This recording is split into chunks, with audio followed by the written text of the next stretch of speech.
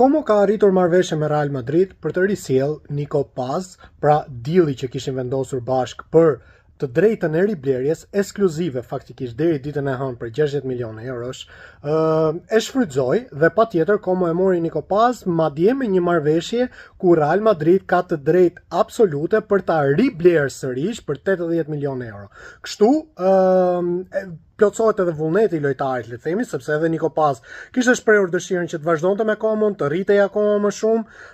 pra një profil komplet ndryshe, po të shohësh trajektoren, le të themi, të karrierës me vendimin që bëri palestra. Megjithatë, më shumë këtë video e bëj për ata interistë që realisht e doni Nico Paz, ju tashmë e dini mendimin tim, kam edhe videot e mia që patjetër Nico Paz një talent lojtar me shumë kualitet, me shumë të ardhme, por që tek Interi duhet të prishnim komplet skemën dhe të them të vërtetën, unë nuk isha gati, e kam thënë edhe në video, unë nuk isha gati që të hiqja dorë si nga Di Marco, ashtu edhe nga Bastoni për Nico Paz. Absolutisht, kemi mungesa të tjera, e para pas dështimit të palestrës, që për arsyet që ja u thash në videon më përpara,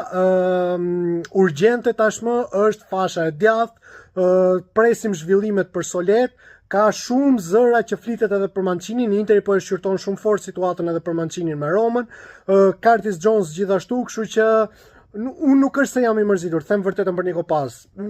Nuk isha i gatshëm që të hiqja dorë nga Di Marco dhe Bastoni, sepse realisht humbin shumë dhe që ti për një element që në fund fare, okay, është i mirë, por megjithatë mbetet një pikpyetje dhe mbetet në skemën e Interit pse duhet ta